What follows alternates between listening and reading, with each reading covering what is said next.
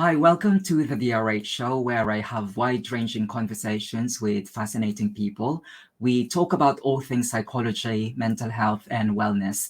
Today, I'm joined by the founder and CEO of BuzzStreets, Joe Fernandez. Thanks for joining me. Thank you very much for having us here.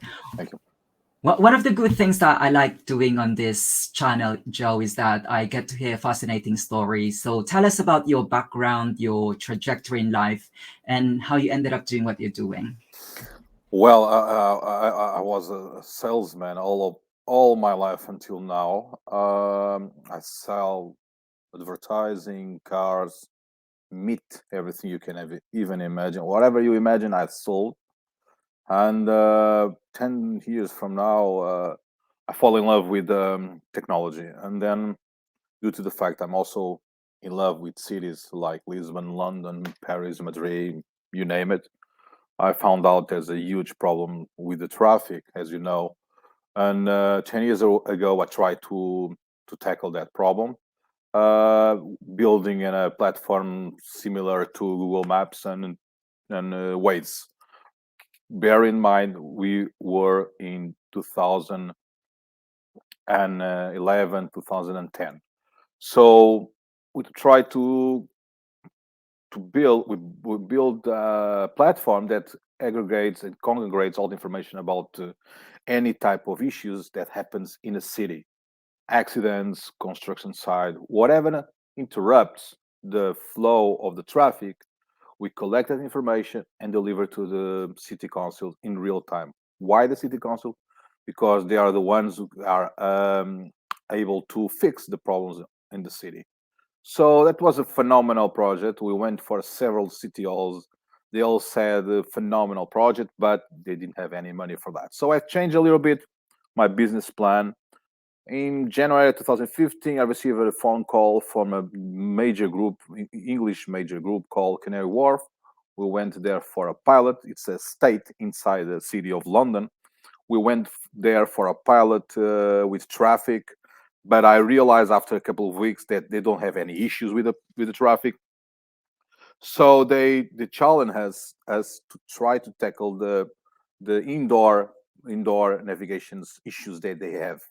They have like 120,000 commuters coming in and out the state of Canary Wharf, and with 5 shopping malls and a huge exhibition art show, they challenge us to try to find a solution. So, in 2015, we start spending 24 months building this new technology for indoor navigation system, and here we are. We've done a very hard, I can say, path, but now it's coming to a point that everybody wants it and it's able to and ready to pay for it. So it's a good thing nowadays. It's a new era for us. I don't think if I answered your question, Dennis.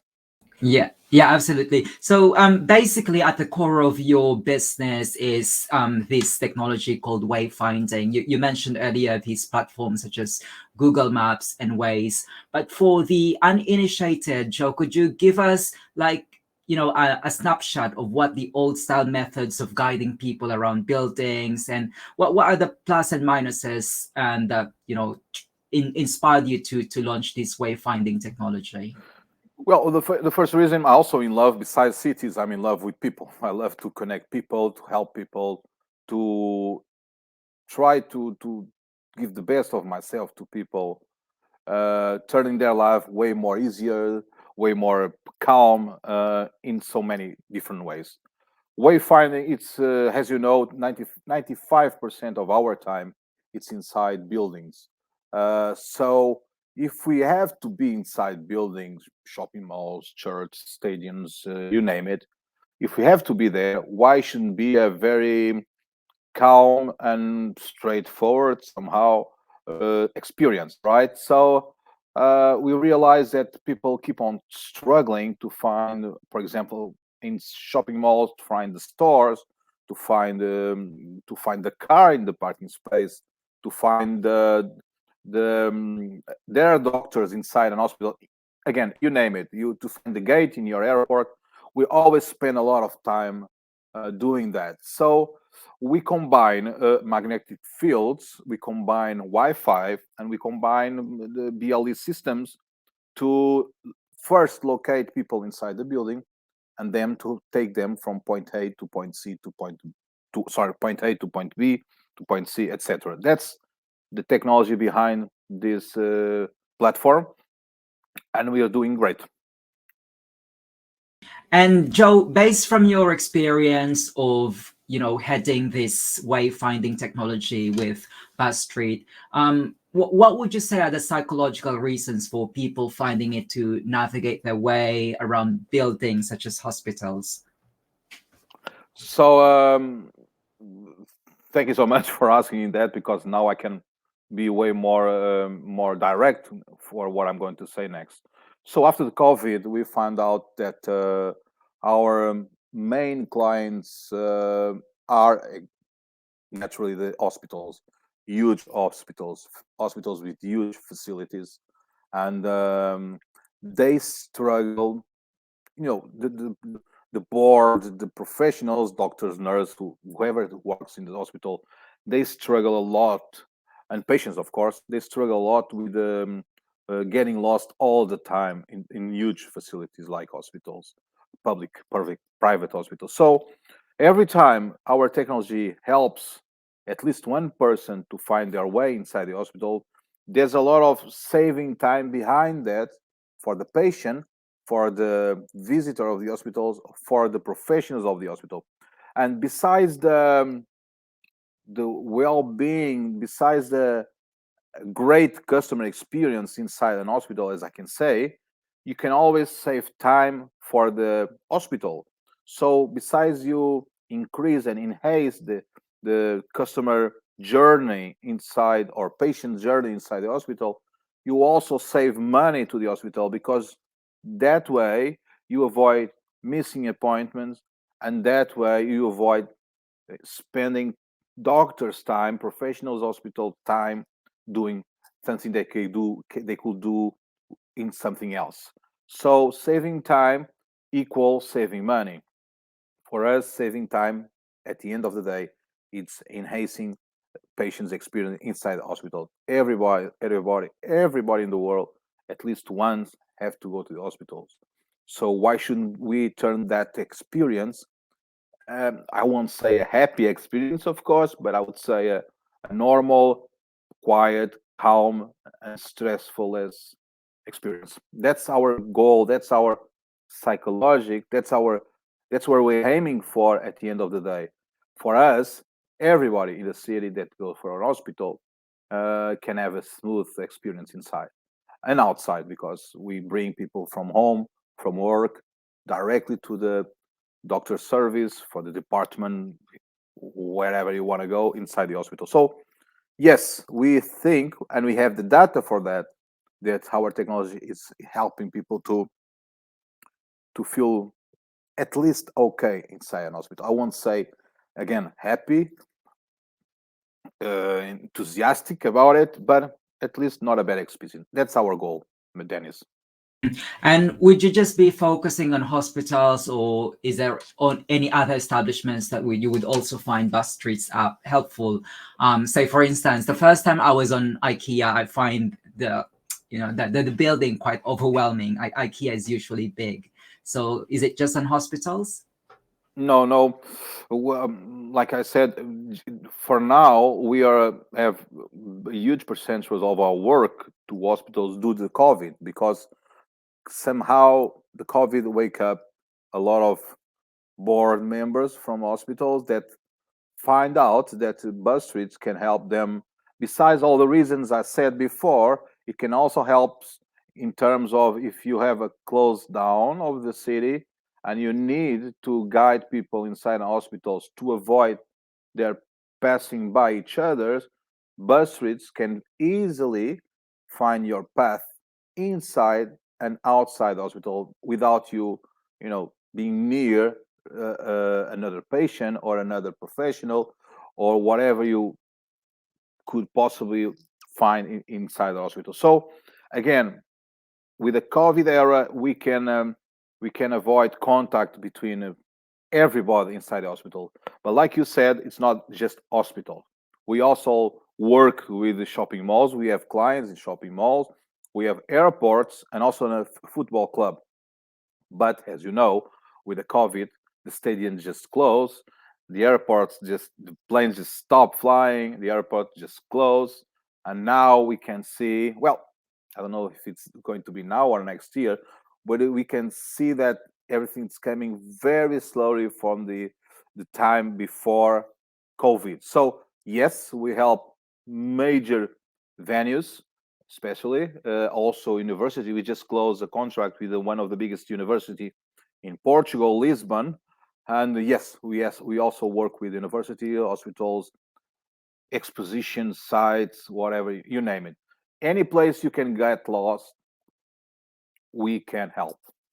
Okay, that sounds really helpful, especially for people who are anxious with unfamiliar environments. But what I'm interested to hear from you, Joe, is are there any specific design features that can help people to use BuzzStreets app easily? Say, for instance, there's some people who have reading difficulties. Did you take that into account when you were designing this technology?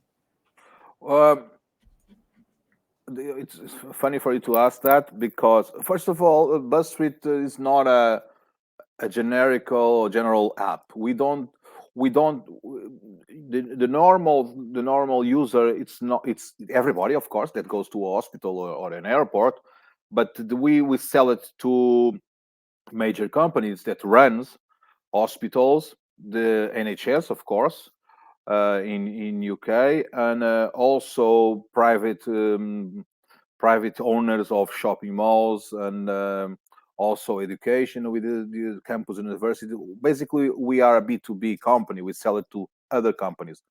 That companies that runs hospitals, airports, etc. They give it to the customers as a nice to have facility management hub.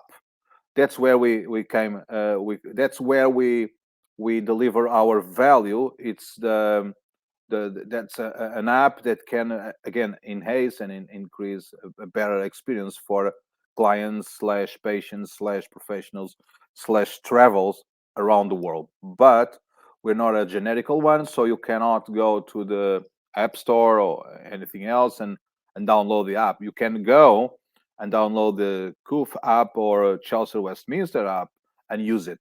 So I don't think if I answer your question, but yes, basically it's not a generic one, but it's the one that the companies should have to enhance the customer experience. In the case of IKEA, we had some conversations in the past.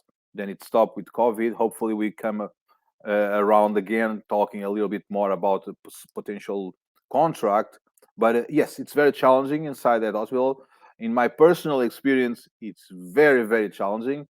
But the app itself is not just a navigation helps. Again, it's a to enhance the customer experience. But for example, an IKEA can always send information by the app to the customer inside the store. So if you're passing by the bed department and you want to go for a pillow department, you can receive a push notification say, "Hey Dennis, why don't you pass by also for the pillow department and see what we have new?"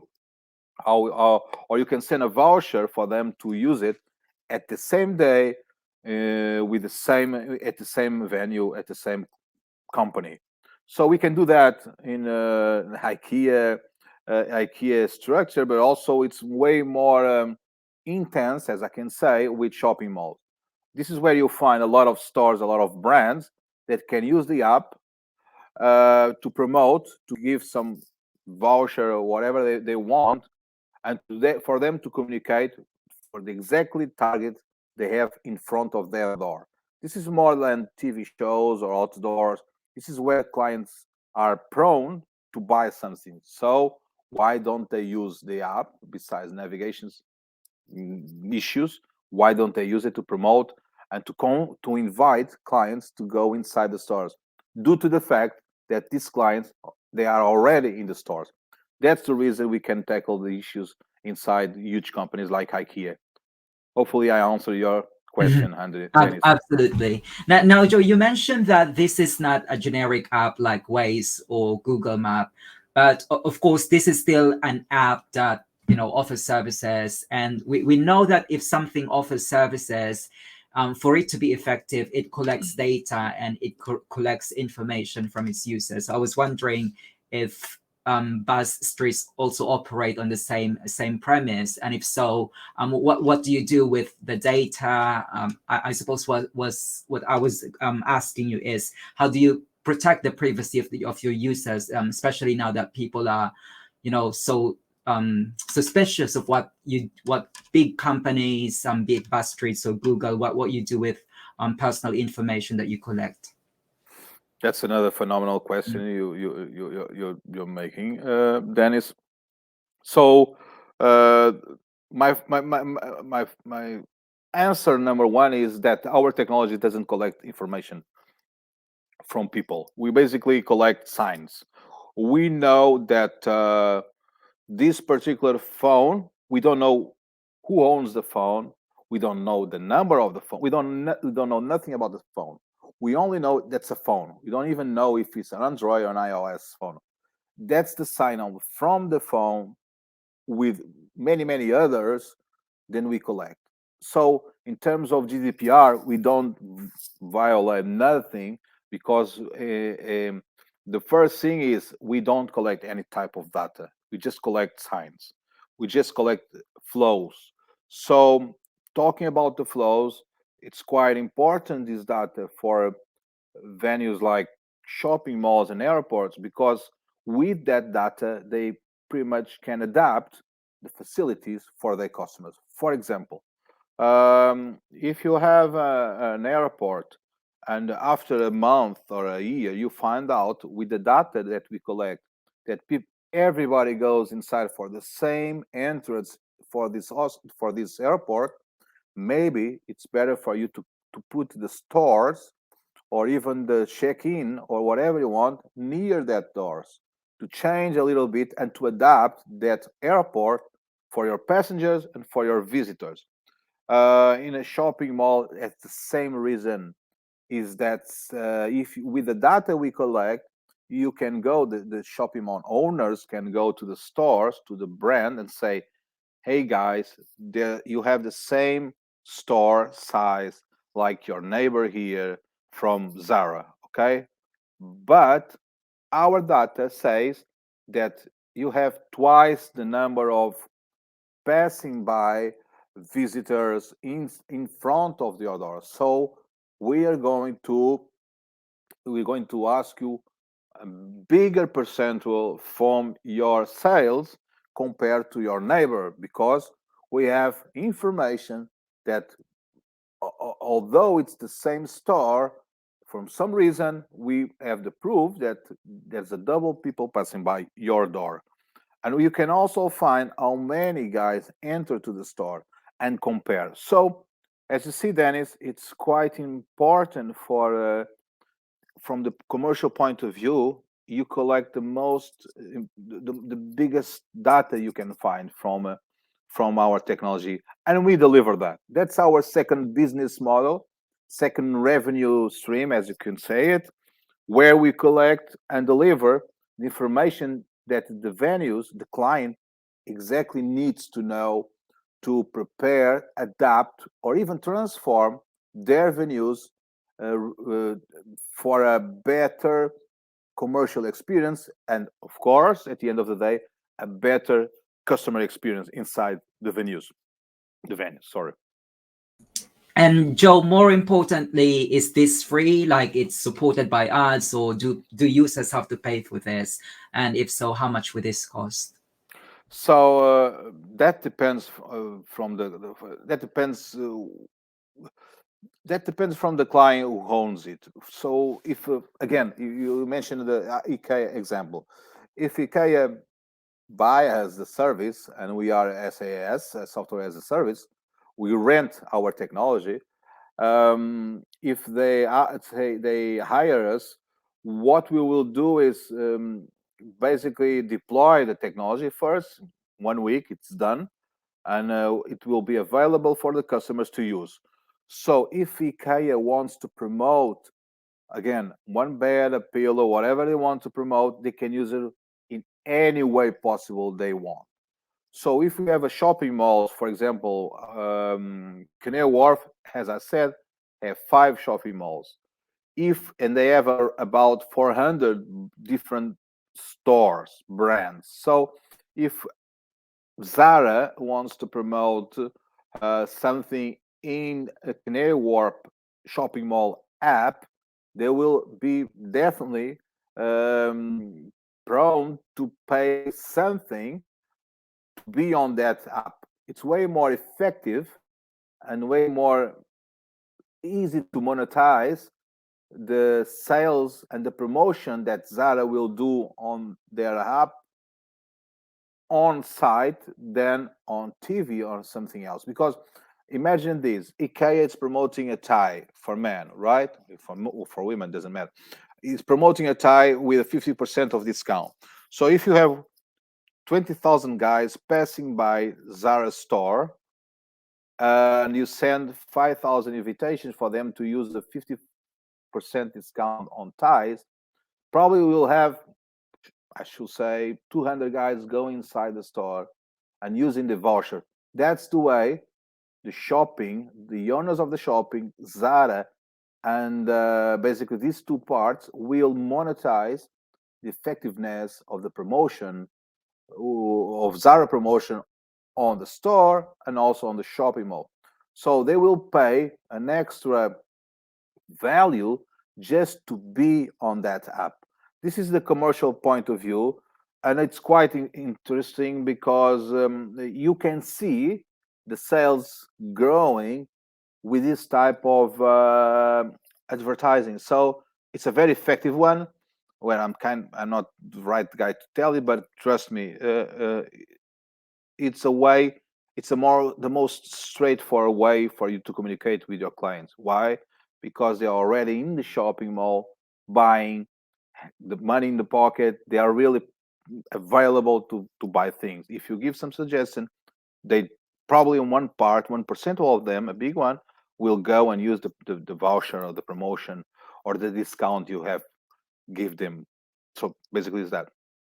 And of course, Joe, like what you've said, you're aiming to expand in other establishments and other sectors, but for now, you're predominantly focusing on hospitals. But I don't know if you have the number, but can you just give me like a ballpark figure how many hospitals are now using this bus street technology?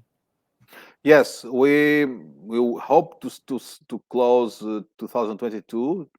I'm already thinking about next year, but hopefully we will close with something like 87, between 87 to 93 hospitals, just hospitals, in the next year. It's a And lot of hospitals, by the way. yeah, and where are they in the world? Basically, it's UK is sorry, yes, UK, Spain, and Portugal for now. UK, Spain, and Portugal, but you're aiming to expand globally because obviously, there's hospitals everywhere, and there's establishments, and there's airport Yes, everywhere. So this would really be an important technology to yes. So to. I have a revelation for Mhm. you, Dennis, in first hand, by the way. So we've been investing during the last couple of years, especially with the COVID.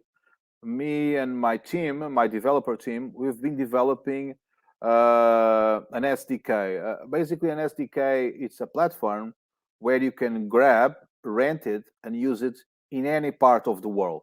So we are also trying to create not a bespoke service. That's what we do now. We go on site and deploy the technology one by one. It's a bespoke, as I said, but we're now aiming to almost finishing. Hopefully, in January this next year, we'll have a platform, an SDK, where, for example, you're in the United States in Chicago, you have a Chicago hospital, and you want to use our technology. You rent it for us, then you grab it and use it and deploy it yourself on that hospital with their maps and with our technology. So with this, we can scale as faster as a lightning bolt, Dennis. But we also a little bit skeptical about this because there's a lot of testing we have to do until January. It's almost ready. We are in the phase of testing until the limit. And if it goes well, there will be way more than these 90, 80 hospitals around. But this will be a different type of, naturally, a different type of revenue stream, but it will help BuzzStreets scale for a unicornian company, if you like. These sounds really exciting developments, Joe, and I'm really looking forward to hear more about how Thank you you so know much. bus streets spread across not just in hospitals but in other establishments as well in different countries. But I'd like to step back about because we were talking earlier that you're predominantly focusing your energy with hospitals. You made a strong case about the benefits for, let's say, an IKEA. This is already a ready-made example, but you made a strong case for a shopping center. What would be the benefit for them from a marketing standpoint? But what would be the benefit for hospitals if they're using BuzzStreets technology? Well, benefit number one, wayfinding system. So when you arrive to the hospital, again, huge hospitals, you will find quite fast your point B, or where exactly is the doctor that you have the appointments. You have the appointment. So you won't got lost inside the hospital. You will save time and go directly to the doctor's appointment, a doctor's department, doctor's service. So this is the advantage number one, the generical one. Besides that, we realize with our clients that they have huge problems with equipment, such as wheelchairs, stretchers, beds, oximeters, echographers. There's a lot of medium and small hospital equipment that the hospitals find to they are struggling to find in real time. For example, we found out for some English and Portuguese hospitals, there's a huge struggle when a patient arrives walking and needs a wheelchair. It's quite challenging for the nurseries or even the people that works in the hospital, the assistants, to find quickly a wheelchair for that patient, for elder people. So our technology now, we develop a system inside already the wayfinding system that tracks in real time and with colors exactly where are the nearest wheelchair for you to use. So you don't need to spend minutes yourself or a professional of hospital trying to find the wheelchair. You can app you can see it in the app, the nearest chair you have, so you can go there and pick them up. But you have different colors, red and green. Naturally, if it's red, it's because someone is using it, and if it's green, it's available. So if in your floor you don't find any stores, you can always go and see in the map on the app the first floor, second floor, and try to find a wheelchair there. If there's a color in green, you will find the chair and get it. This is way more bigger problem than me and you can even imagine. I haven't realized until I saw it how much we can also tackle this type of issues.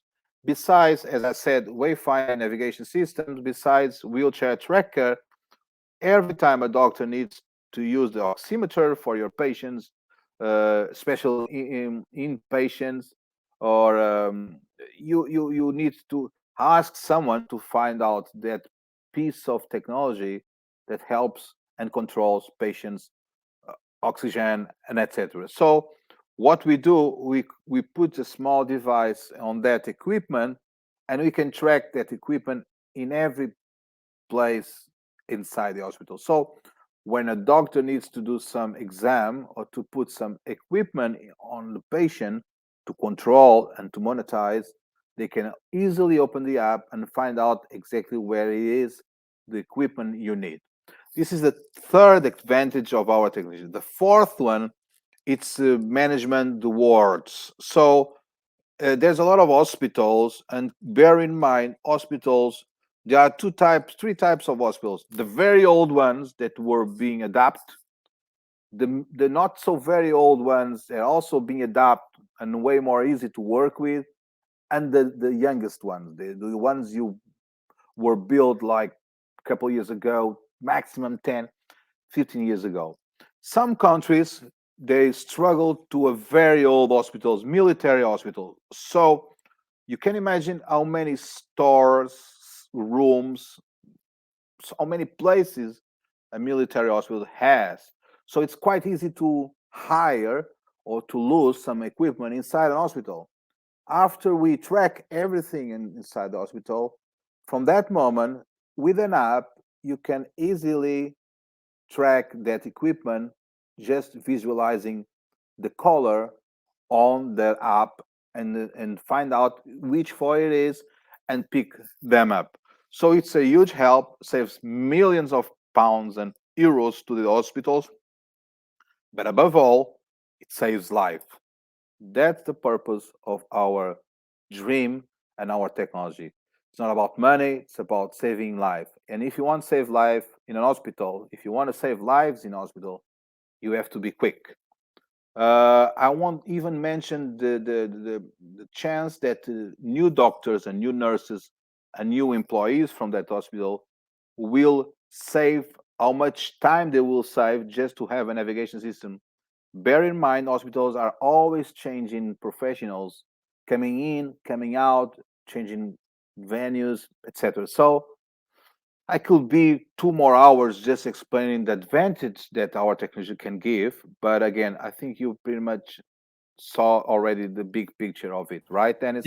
Absolutely. And of course, from the the point of view of a patient, going to a hospital is already anxiety inducing in and of itself. But if you kind of have make it more convenient because of a navigation system, then presumably you would be able to kind of lessen their anxiety. So from a mental health standpoint, that's already helping the patient in some way. So this is really an exciting technology.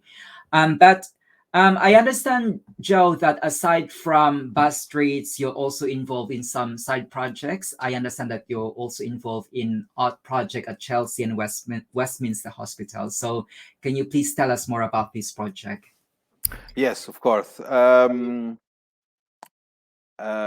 This is a very interesting project. It's not a mine project, but it's a Chelsea Westminster project, naturally. But it's been very interesting to work with, because I'm very proud to be on this phenomenal team that is CW Plus. That's the foundation trust that runs all the technology and heart inside Chelsea and Westminster Hospital and West Middlesex Hospital. So what they have done, they keep on looking around inside Chelsea boroughs, not just Chelsea, Kensington, and other parts of the city of London, trying to find unknown artists. And they grab their collections, their art pieces, and show them inside the hospital. So at the same time, you promote unknown artists from, sometimes even from the street, and at the same time you create a very artistic, calm, inspiring environment inside an hospital. So it can't get any better than this. And you have phenomenal pieces of art, paintings, sculptures around this hospital. We're talking about 400, 600 pieces, art pieces inside an hospital, that will make you feel at least an artist, or at least way more happier than before. So like you said, it's not an easy place. It's we Most of people don't have great experience, but they can have a different experience inside here. And we're now collecting and digitalizing each and every art piece, to put on the app, because for Chelsea, for the next weeks, we will deliver an app that you can pass by the corridors of the hospitals, and you receive information from the paintings around yourself in the corridors. And if you want to know more about that artist, you just click the painting inside the app, and you will know exactly who draw it, of course, the artist, their history, their other kind of expositions they had, how to connect with these artists. So you can even have a museum inside an hospital. How great is that? You can, at the end of the day, it's like you just forget you're in a different type of a venue, right? So if you combine art, entertainment, light entertainment, you can have a few hours in a hospital, and you can bring that experience from that hospital, and at the end of the day, you will be way more happy and way more satisfied with yourself, even if you are a little, if you know, even if you are having a bad experience in terms of health, or with some familiar of yours. But again, it's hard. It's the pure, it's a pure way of expression for a human being. So why not in a hospital? So they are trying to duplicate and do the similar situations in several other hospitals, but let's see how it goes. It's really a lovely initiative, and like what you've said, it's not a good experience to be in hospital, especially Christmas is already approaching. It's the last place that you want to spend your Christmas or any other special occasion, so you might as well look for ways to make it at least more convenient and less anxiety inducing. Now, Joe, even before BuzzStreets, I understand that you have gained a wealth of experience when it comes to launching a new business. Now, some people who will be watching this interview, they might be inspired to follow your footsteps. But can you share to us some of the misconceptions about launching a business and kind of address those misconceptions? So first one is never easy. You Mm. can There's nothing easy launching a company. Um, there's for one startup you have this is a kind of deja vu information, or a very you can hear this repeatedly in your life. But there's for one to win, there's about 99 other companies that failed, right? That's a common sense expression. But I have more to say about this. For one to win, you in your path for for to build something with a company, like for example BuzzFeed, you will find, besides all the hustle, all the problems, all the challenge you can find during that path, and it takes years. You will find also a lot of people that they want to promote themselves with your business. There's a trend. It's very fashionable to be entrepreneur nowadays, and it's very fashionable to have an incubator, an accelerator, something with an hater at the end. So I would say be aware, because 99% of the people that approach you, they're not so friendly as you can imagine. They only want to use you to promote themselves or their business. They don't give up, the world for your business. The ones you should listen are the ones who don't have any type of advantages from you. The ones don't need you for nothing. Look up for the ones that conquer something in their life first, not the ones that keep on trying and failing. That also have some lessons to give, but they're not so much inspiring, because at the end of the day, everybody wants to win. You can learn a lot from the losing, and failing. But again, you will learn 100 times more for the ones who are winning, because you don't win, you keep on winning. Each and every time you sell something with your idea project, you're a winner. And if you can take your company for many many years, you're even a bigger winner. So it's a path. It's not a ending story, it's a path. You don't go from here to there, you keep on doing. You can scale, you can keep and have a nice business, or you can fail. So my advice, it will be, never took advice from guys that can somehow gain something from yourself. Every time someone say to you, "Hey, come here, I'm going to give you an advice," don't listen, because they don't know shit. They don't know nothing about companies. They just want to use you to promote, to say that they are very startup friendly. They're not. They're not. And just try to find. You have so many ways to find the right guys, the ones that are not looking for you or at you. So just, push the guys. Just try to just ask for opinion. What was you ask, make a lot of questions, but for the right guys, not the others, because that's my biggest regret, is probably, and I don't have any regrets besides this one. My biggest one, it will be the time I spend with assholes. Sorry to word, but it is. You have a lot of guys promising money, promising taking your company, promising selling way more your company and your company stuff. They don't. There's no nobody in the world besides you. Only one. The only person is, it's very concerned about your company, yourself. Nobody else. Nobody else. Not even family can help you on that. Uh, Especially family shouldn't help, because they are very biased, as you can imagine. So my advice is, just go for it, and the chance you will fail are 1 million more than you succeed. But anyway, go for it. At the end of the day, you always learn something. Always. Absolutely. And just like what you've said, Joe, be selective of who you get your advice from, because not everyone has got the best instant intention for you or for your company. But Joe, Absolutely. is there a particular individual who has the greatest influence on your work? Mm. Wow, I wasn't expecting that question. Fuck, Dennis.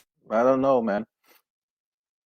There's a lot of guys. There's a lot of information I collect for so many guys, piece by piece, and I like to hear people talking about companies. About, I know, I won't say Steve Jobs and all that mainstream guys, because everybody hears them and they talk for everybody. They have great lessons, but they don't want to put food on your table. That's the unknown guys that you find and meet in some places, that will help you with some tips, with some small tiny details that will say at the end, when you go to bed and think about what he said, you realize that, you know maybe that tip, it's quite value for you.